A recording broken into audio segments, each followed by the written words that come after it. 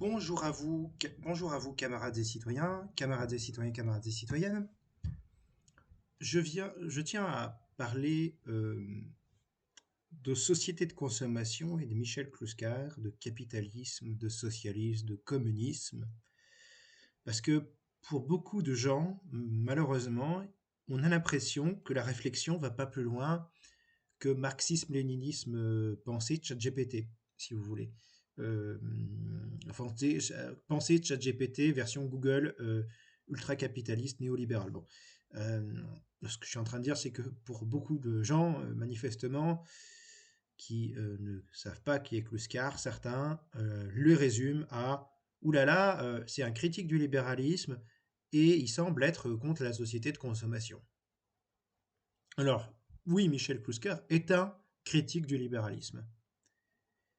Mais ce n'est pas réellement quelqu'un qui s'oppose à la société de consommation.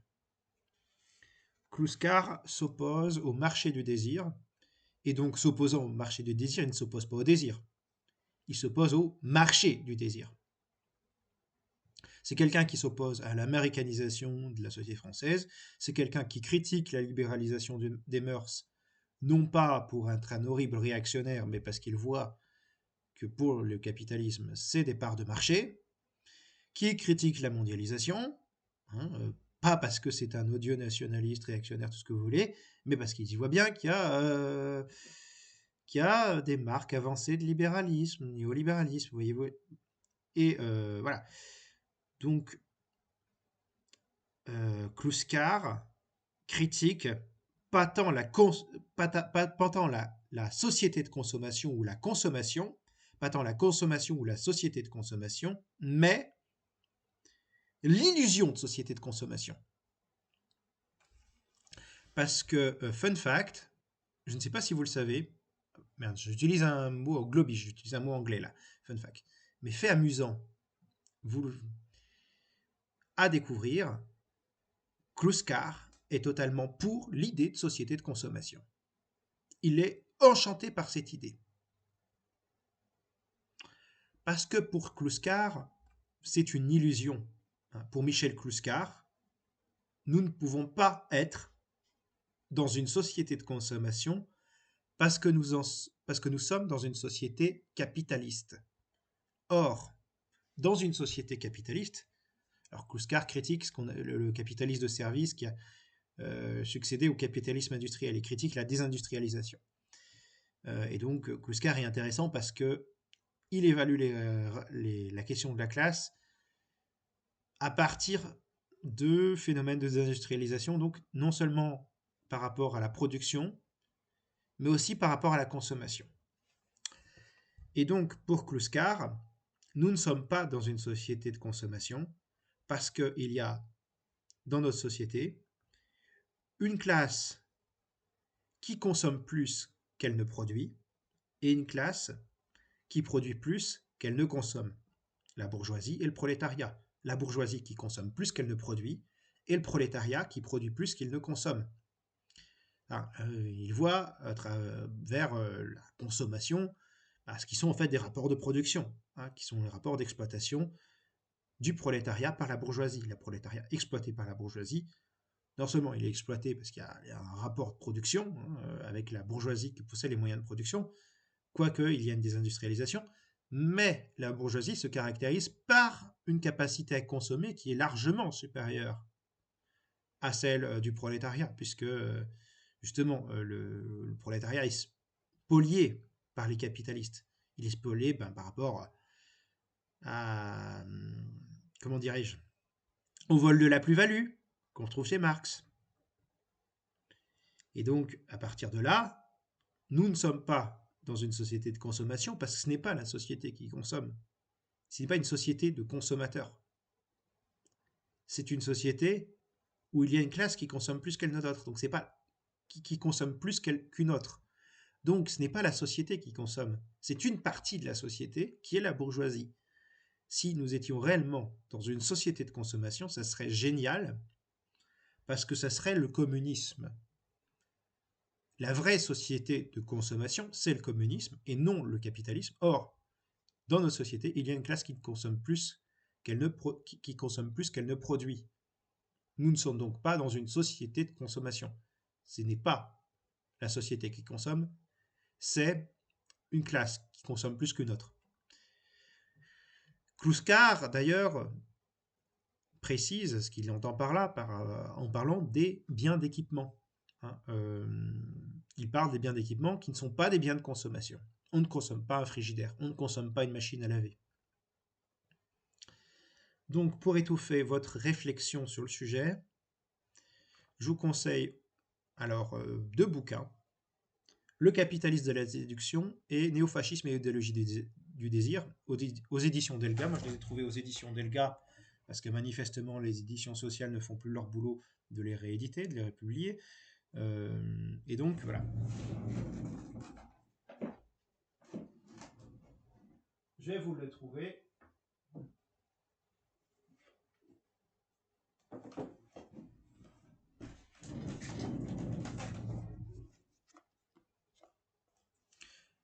Donc, le premier Kluskar que j'ai lu, Le capitalisme de la séduction. Donc là, c'est beaucoup plus une approche sociologique sur la libéralisation des mœurs. Le Kluskar critique. C'est le classique de Kluskar.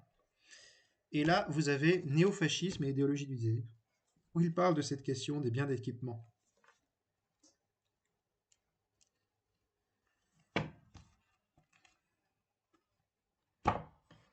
Je vais vous trouver un passage si possible.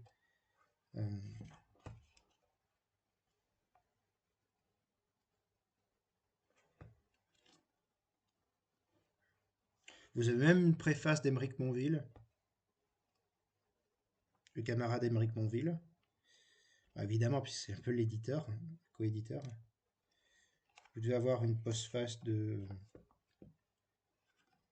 il me semble, de Dominique Pagani, le camarade Dominique Pagani, l'un des meilleurs amis de Kluskar. Alors, il parle du freudo-marxisme et d'autres déviationnismes gauchistes.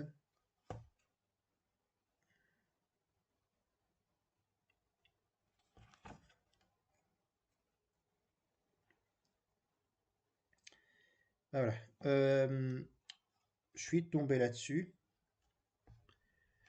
Je suis tombé sur... Du coup, j'ai réussi à tomber sur le passage assez facilement. Reconstituons le sens de la production et de la consommation selon le niveau de vie.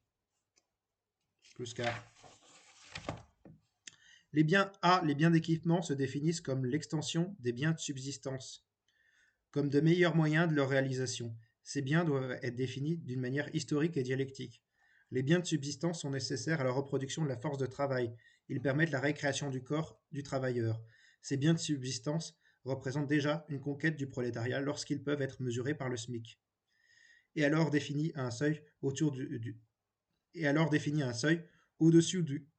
duquel on ne peut pas descendre. Les pires conditions de travail ne sont plus possibles.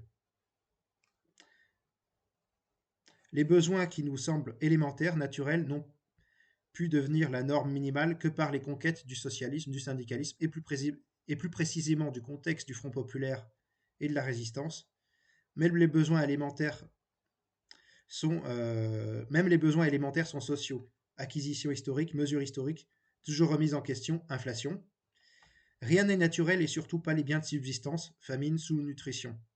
On ne peut considérer la garantie des biens de subsistance arrachés au patronat qui feint alors de l'octroyer comme une récupération partielle minimale des forces productives sur la plus-value. Au niveau du capitalisme monopoliste d'État, un niveau de vie minimal doit être immanent au développement des forces productives parce que les luttes ouvrières ont pu l'arracher au patronat et le garantir institutionnellement. Alors ces besoins sont tellement légitimes qu'on les considère enfin comme naturels. Il en est de même pour les biens d'équipement. Il faut les considérer comme la résultante de l'énorme développement des forces productives, une réappropriation combien partielle mais minimale de la plus-value. Le progrès des forces productives, des sciences, des techniques, des services même, malgré les super bénéfices des trusts et le monopolisme d'État, crée tout d'abord un tissu infrastructural d'équipement collectif, infrastructure nécessaire au fonctionnement économique et dont le public profite aussi. réseau routier, téléphone, électricité, etc., par la force des choses. Cette première infrastructure d'équipement collectif va doublement se compléter par ces nouveaux métiers et services. Le néo-capitalisme doit développer d'autres équipements collectifs, ainsi les facultés. De plus, les luttes ouvrières, le Front populaire et la résistance ont pu arracher au capital les droits élémentaires à la santé, sécurité sociale, le nouveau développement des biens de subsistance selon le développement des équipements collectifs, hôpitaux, etc. Ces trois composantes de l'équipement collectif constituent le nouveau minimum vital garanti par les nouvelles forces productives. La pratique sociale de ces biens d'équipement se fait aussi naturelle comme nouveau niveau de la socialisation des besoins, comme lieu infrastructural d'environnement devenu lieu de subsistance selon les biens d'équipement collectifs. Ceux-ci sont des éléments constitutifs d'un ensemble qui renouvelle la pratique du quotidien, du public et même du privé. Ils sont devenus nécessaires à la subsistance puisque nouvelle réalisation et expression de l'existence traditionnelle. Ces biens d'équipement sont l'infrastructure non seulement du fonctionnel, mais du relationnel, nouveau tissu social. L'équipement des ménages, qui complète les trois modalités de l'équipement collectif, complète les conditions du minimum vital autorisé par les nouvelles forces productives et autorise la nouvelle reproduction de la force nécessaire aux nouvelles conditions de travail. En un premier niveau, ces biens d'équipement peuvent être considérés comme mixtes, passage des biens d'équipement collectifs aux biens d'équipement du ménage. Ce sont nouvelles modalités de réalisation de la subsistance, électricité, eau courante, égout, gaz. En un second niveau, on atteint l'équipement ménager proprement dit, cuisinière électrique, machine à laver, réfrigérateur, etc. Et on accède au premier degré de la production de série, à l'univers des objets manufacturés. Est-il besoin de préciser qu'on est bien loin de l'univers de la consommation? Consomme-t-on les égouts, le frigo, la machine à laver? Ce sont des techniques et des médiations qui facilitent la vie de subsistance, la vie quotidienne, et qui peuvent être ainsi considérées comme immanentes à la subsistance comme moyen de la praxis familiale.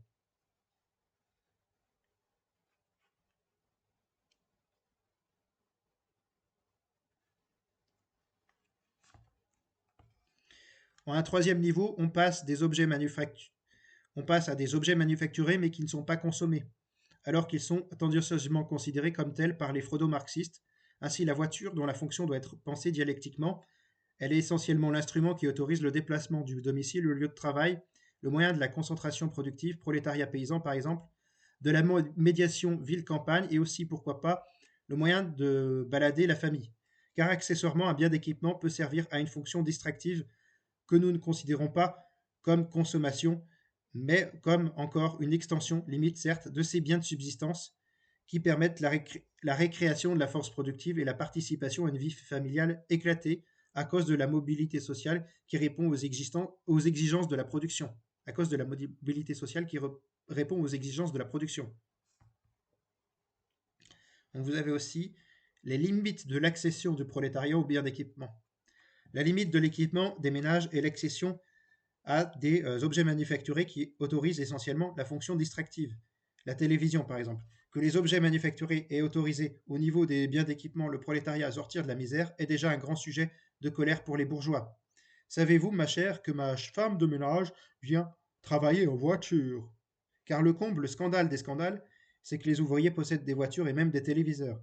Ils se plaignent, ils vivent mieux que nous. N'est-il pas heureux et bien dans une société N'est-il pas heureux et bien N'est-il pas heureux et bien dans une perspective socialiste que l'ouvrier se balade aussi avec la bagnole qui l'amène au travail? N'est-il pas heureux et bien que dans une perspective socialiste que l'ouvrier se balade aussi avec la bagnole qui l'amène au travail, qu'il a produite et encore payée, qu'il regarde à la télé un match de foot et même des variétés? N'est-ce pas encore les conditions nécessaires à la récréation des forces productives en un univers unanimement considéré comme pollué, trépidant, etc. Bien sûr, par la télé, l'ouvrier est particulièrement soumis à la publicité et aux pressions idéologiques. Mais le prolétariat n'est ni les bonnes gens qui gobent tout, ni l'opinion qui fait les sondages d'où sortent les interprétations freudo-marxistes, ni l'idiot congénital qui a besoin qu'on lui fasse un dessin, ni l'ascète qu'on voudrait qu'il soit pour accomplir une mission dont par ailleurs les libidinaux authentiques l'ont destitué.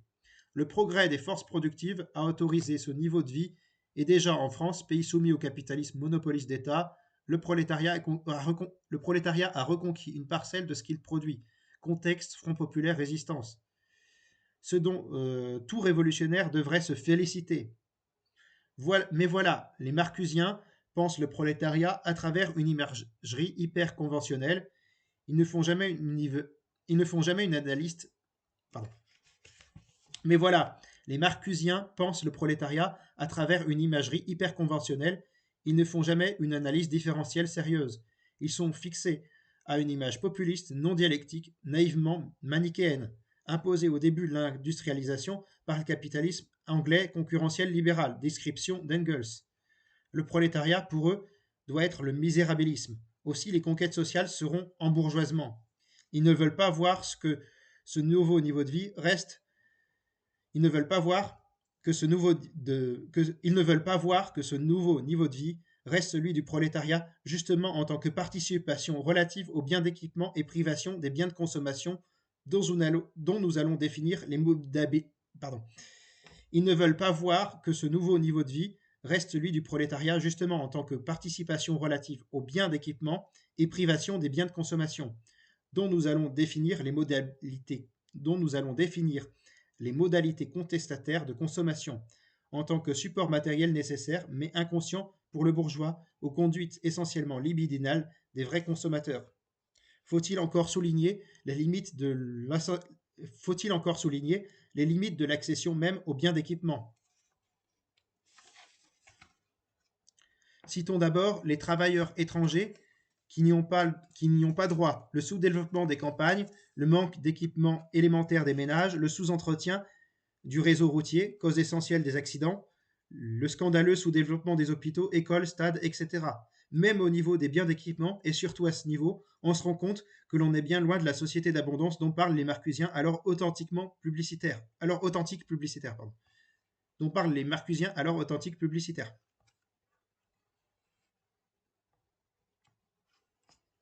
Là, je voulais lu ce passage.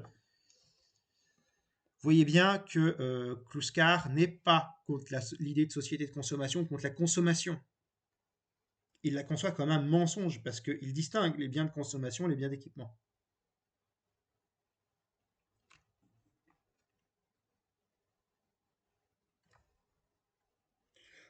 Bon, vous avez plusieurs passages. Par exemple, résumons-nous les biens d'équipement déficient donc un nouveau niveau de vie qui peut être très relativement celui du prolétariat. Ce niveau de vie n'est que l'expression de la subsistance autorisée par le progrès des forces productives et des forces socialistes. Le néo-capitalisme l'exploite et le contingente, mais un nouveau tissu social du fonctionnel et du relationnel est devenu le minimum vital. Une nouvelle infrastructure consacre un progrès irréversible. Le prolétariat n'accède donc pas à la société de consommation pour deux raisons essentielles. D'abord, il a produit les objets qu'il possède, ce qui est la finalité du marxisme, la consommation par le producteur, mais sans la plus-value, et il ne reprend pas que très partiellement sa production. Ensuite, l'utilisation de ces objets dans la pratique quotidienne n'est pas libidinale, elle reste fonctionnelle, réduite à une technicité nouvelle de la vie quotidienne. L'investissement esthétisant qui commence avec le design est encore insignifiant à la limite dans la fonction distractive. Ces biens ne font qu'assurer la récréation de la force productive, fonction des biens de subsistance traditionnels selon les nouveaux besoins de détente, de récupération nécessaires dans les sociétés industrielles et post-industrielles. Voilà, on ne peut pas dire que Kluskar est un asset anti-consommation décroissant à tout ce que vous voulez dire et toute la caricature qu'on en fait. La société de consommation ne commence qu'au niveau de la petite bourgeoisie comme commencement de l'investissement libidinal dans l'avoir. Le commencement, l'extension, la limite de cette société de consommation seront définis selon trois strates de classe.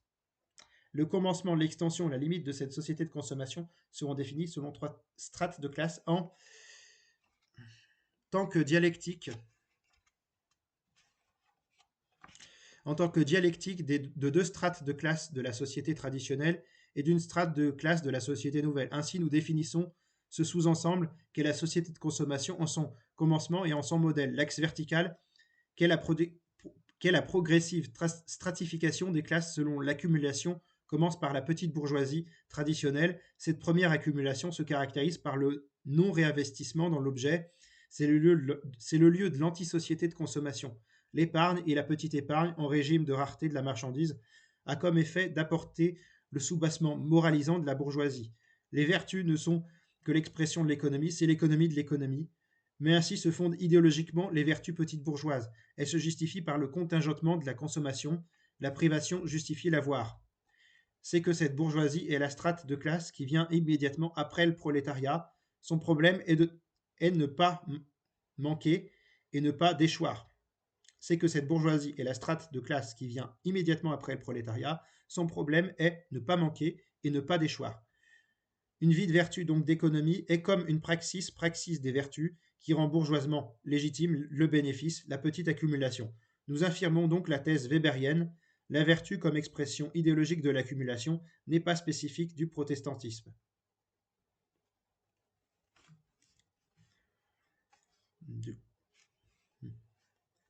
Elle est, en tant que telle, le principe qui autorise la stratification de classe, cette détermination est universelle, car elle se reproduira lorsque l'expansion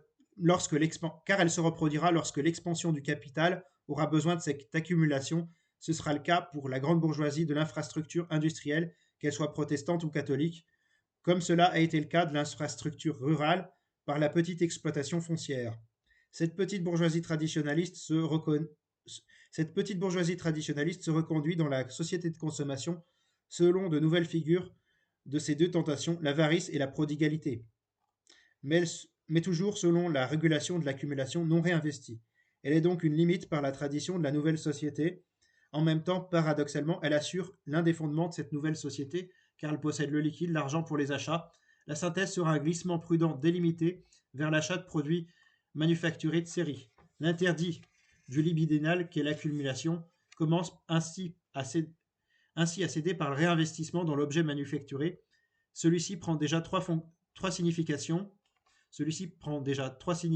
esthétisantes par le design et la plus belle série de la série, de signes sélectifs, de reconnaissance de l'avarice dans l'accumulation des objets. Mais cette strate de classe de l'accumulation traditionnaliste est surtout poussée à la consommation et à l'investissement de ces économies dans la nouvelle économie de marché par une relation concurrentielle avec la nouvelle société.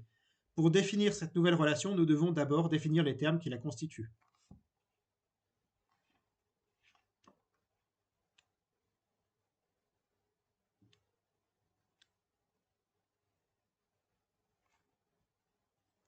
De l'avoir au standing, la nouvelle petite bourgeoisie, ou le véritable moteur de la société de consommation, de la entre guillemets société de consommation. De l'avoir au standing, la nouvelle petite bourgeoisie, ou le moteur véritable de la entre guillemets société de consommation.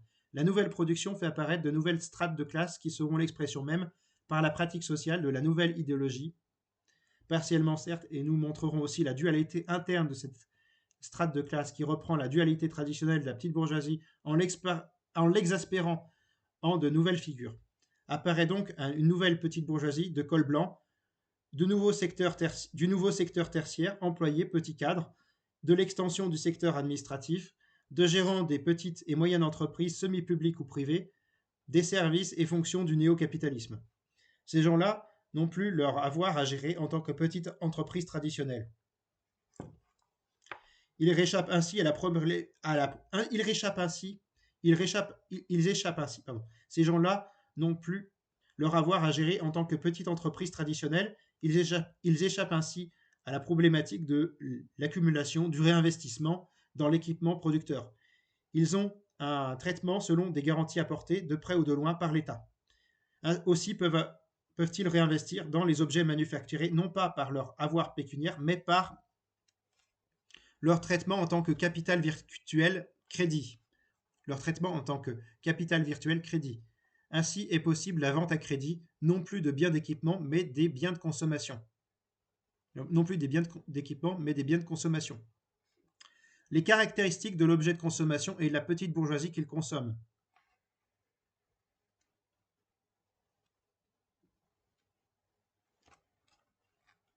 Cette consommation n'est possible que lorsque les besoins élémentaires d'équipement subsistance sont satisfaits. Cette consommation n'est possible que lorsque les besoins élémentaires d'équipement et de subsistance sont satisfaits. On quitte alors l'ordre des besoins nécessaires et suffisants pour accéder au superflu sans pouvoir accéder vraiment au confort et au luxe. C'est cette situation de dupe pourrait-on dire, qui est caractéristique du petit bourgeois de la nouvelle société. C'est le lieu effectif de la société de consommation et qui prend alors valeur de modèle. Entre les biens de subsistance, équipements acquis et les biens de luxe non acquis, les biens de consommation en tant qu'objets manufacturés, produits en série, sont à la fois un niveau et une barrière, une promotion et une compensation. Il en résulte que ces biens de consommation répondent alors à une problématique du standing. L'accumulation épargne n'a pas lieu, comme dans la petite bourgeoisie traditionnelle, selon la continuité dans l'accumulation pour accéder au confort discret de la moyenne bourgeoisie, ou comme dans la petite bourgeoisie qui réinvestit dans l'équipement productif, petits artisans, commerçants.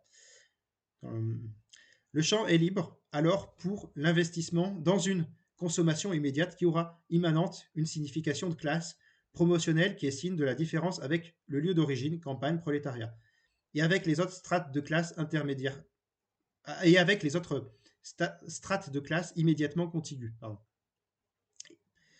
Le champ est libre pour l'investissement dans une consommation immédiate qui aura immanente une signification de classe promotionnelle qui est signe de la différence et avec le lieu d'origine, campagne, prolétariat, et avec les autres strates de classe immédiatement contiguës.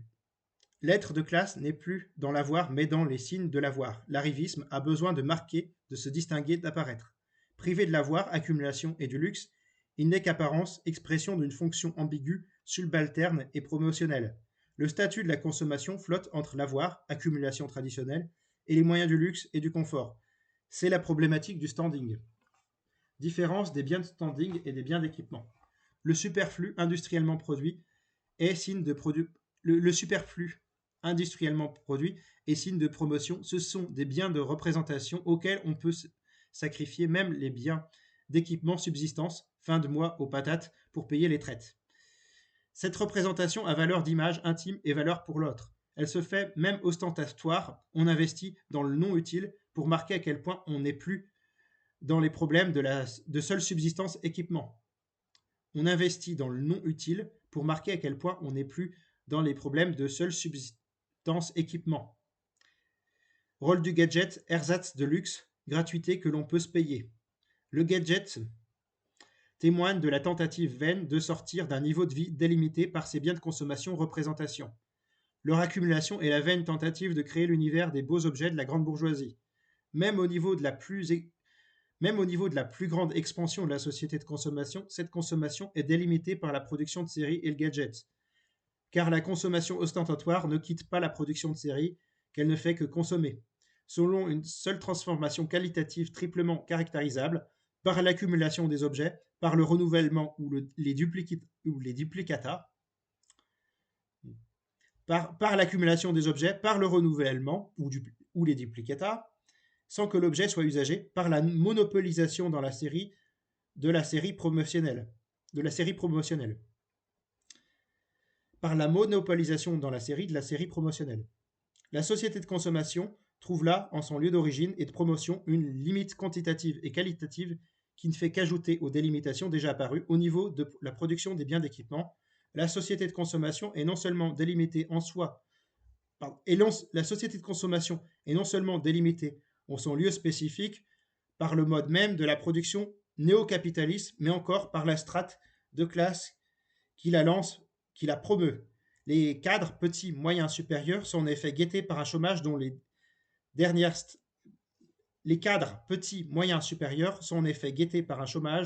les dernières statistiques montrent la très rapide progression.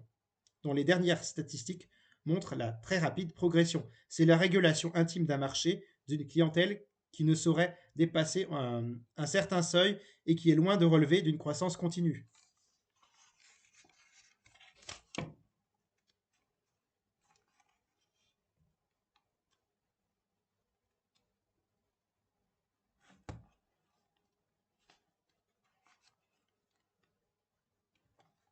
Le statut de l'objet manufacturé de cette consommation de standing, qui prend valeur de modèle pour la stratégie capitaliste. Nous y reviendrons. N'est que l'expression du rôle dans le process de production de la nouvelle classe promotionnelle. Cette petite bourgeoisie, plus exactement couche sociale, est un mixte entre le prolétariat et les classes réellement profiteuses, entre le prolétariat et la moyenne et grande bourgeoisie. Cette nouvelle couche sociale, coupée de la tradition, émanation des services, du tertiaire, des employés du renouveau fonctionnel est totalement produite par le nouveau mode de production néo-capitaliste et en est donc la plus profonde expression. Et il faut noter que la nouvelle société trouve effectivement une certaine homogénéisation malgré tous les niveaux de classe qu'elle reconduit, petite, moyenne, grande bourgeoisie, de par la spécificité de la nouvelle production de l'industrialisation accélérée. Cette nouvelle petite bourgeoisie est productrice et consommatrice, mais productrice de services et consommatrice de signes. Il s'agit de travailleurs, mais qui ne produisent pas des biens matériels, et de consommateurs dont l'investissement libidinal reste bien relatif. La consommation tourne au simulacre et la production se réduit à une médiation. Ce mode de consommation peut être alors très précisément mesuré. La part d'investissement libidinal dans l'objet correspond à la part d'extorsion de la plus-value sur le prolétariat. Strate de classe relativement productive, soumise à la productivité néo-capitaliste, sa part d'extorsion de la plus-value est réduite. Mais la consommation de standing n'est pas qu'imaginaire. La possession des objets manufacturés esthétisants très souvent renouvelés, accumulés, de la série promotionnelle est un authentique plaisir et Pardon. Mais la consommation de standing n'est pas qu'imaginaire. La possession des objets manufacturés esthétisants, très souvent renouvelés, accumulés de la série promotionnelle, est un authentique plaisir et une effective participation à l'exploitation du prolétariat.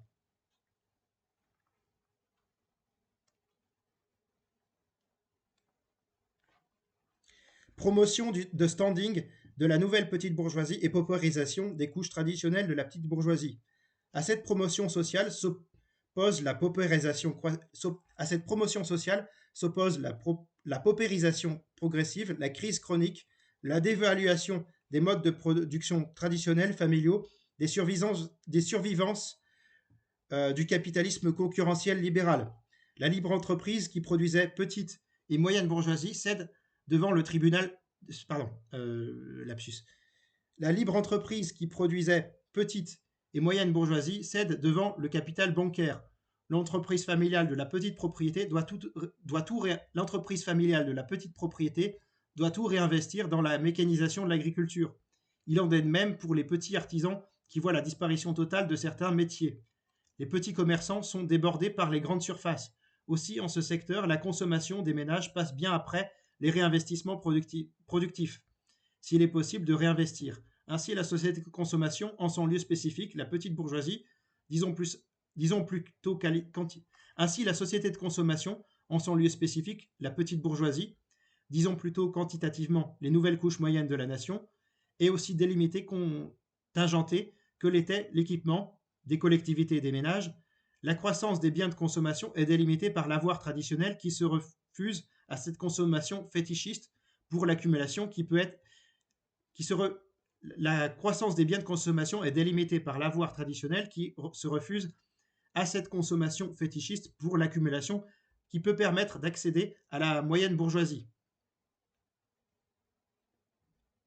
Délimitée par la paupérisation de la libre entreprise traditionnelle condamnée à réinvestir dans l'équipement productif délimitée par la paupérisation de la libre entreprise traditionnelle condamnée à réinvestir dans l'équipement productif, enfin délimitée par le caractère même de l'objet manufacturé qui ne peut dépasser la série promotionnelle que dans la gratuité du gadget. Strate traditionnelle et nouvelle société, en sa base petite bourgeoise, sont dans une relation dialectique qui définit une société globale dont l'évolution sera celle de ce lieu décisif des rapports de production.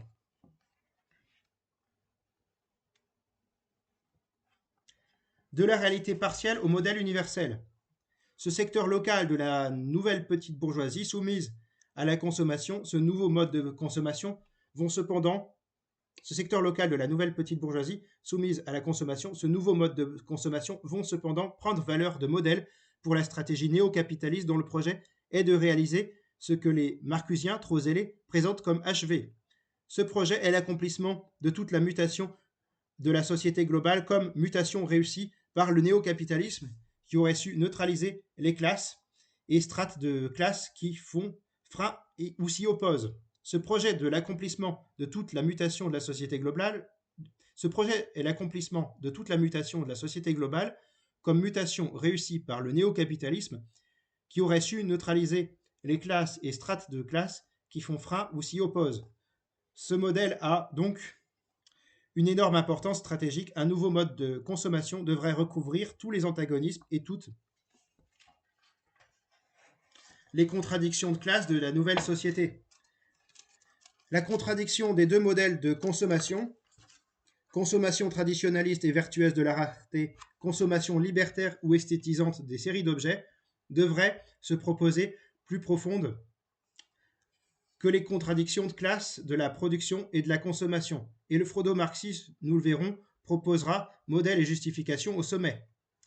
L'intégration globale se ferait par l'exploitation d'un antagonisme local interne qui occulterait la lutte des classes. L'intégration globale se ferait par l'exploitation d'un antagonisme local interne qui occulterait la lutte des classes. Cette nouvelle production, en tant que mode de production de série, va être hypostasiée, non plus considérée comme un moment du mode de production industriel. Cette nouvelle production, la nouvelle production en tant que mode de production de série va être hypostasiée, non plus considérée comme un moment du mode de production industriel, mais comme un autre mode de production radicalement différent, post-industriel, qui homogénéiserait ces antagonismes internes de par la promotion d'une autre civilisation, d'une autre entre guillemets civilisation, à laquelle s'opposerait un vieux corps social homogène aussi, de par les constantes conservatrices de sa stratification. Les conflits de classe seraient dépassés par le conflit des anciens et des modernes, des jeunes et des vieux, des fils et des pères, diront les marcusiens. Ces stratégies d'intégration et de diversion dont le freudo-marxisme sera le modèle à l'usage des intellectuels se heurtent à deux réalités de classe.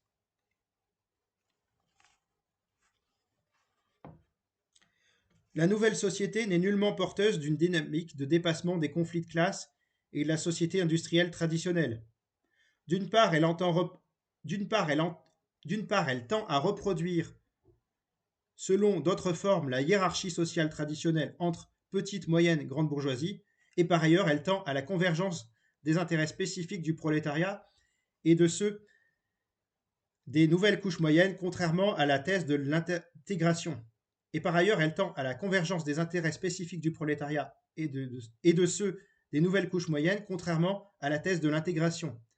Cette nouvelle société, due au mode de production de série, tend, contrairement à la thèse du dépassement des conflits de classe traditionnels, non seulement à relancer, mais encore à exaspérer la lutte des classes en radicalisant la contradiction fascisme ou socialisme. Ainsi, au sommet, pour la grande bourgeoisie, tout un processus d'intégration, d'identification des intérêts s'accomplit. De même que l'antagonisme ville-campagne s'était dépassé dans la toute-puissance, combien répressif.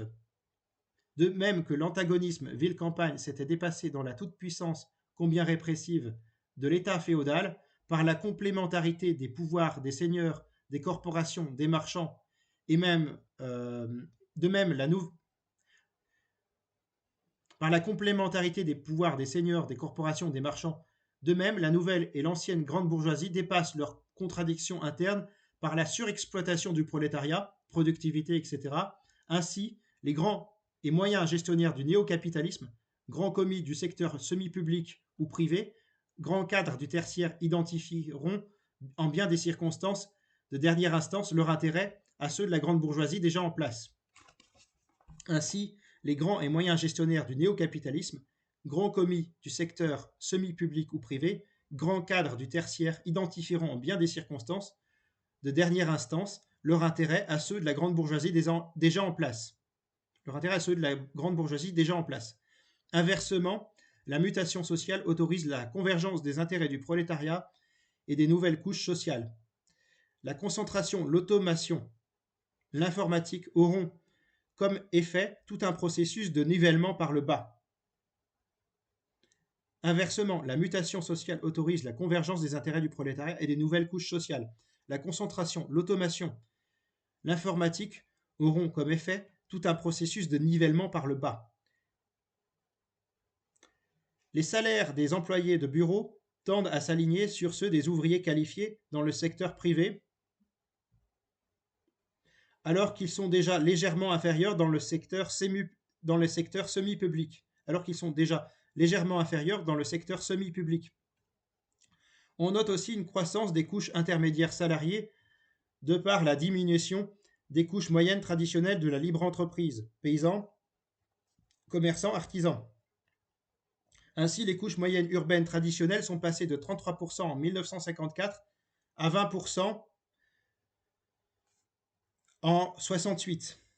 De par la masse croissante d'intellectuels salariés, ingénieurs, techniciens, cadres, représentants, 10 de par la masse croissante d'intellectuels salariés, ingénieurs, techniciens, cadres représentent 10% de la population active. Ces cadres sont producteurs et jugulés dans leur métier par les cadres de gestion et de contrôle administratif, état-major exécutif. De plus, ils sont particulièrement exposés au chômage. Dans certains secteurs, le chômage des cadres est dramatique.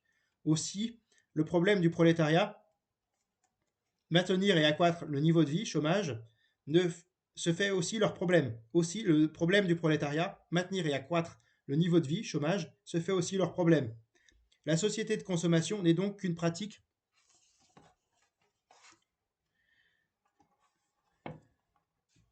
de strates de classe très délimitée à partir de laquelle le néo-capitalisme a défini un modèle et un projet stratégique d'intégration du prolétariat que les freudo-marxistes publicitaires, qui en font trop, présentent comme accompli.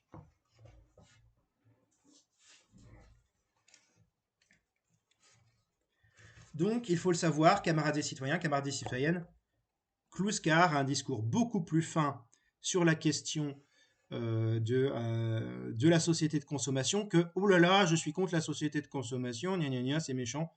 Non, il dit que c'est un mensonge et qu'il n'y a pas de société de consommation et que cette société de consommation, ceux qui consomment, c'est ceux qui ont les moyens de consommer, tout simplement.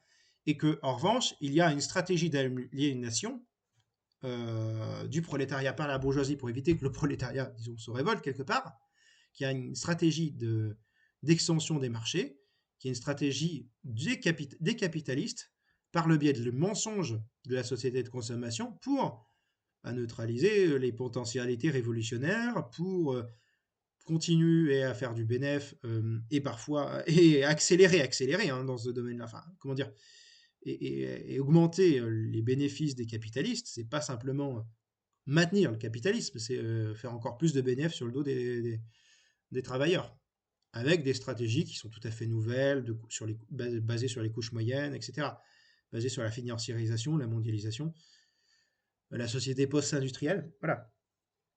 Donc voilà,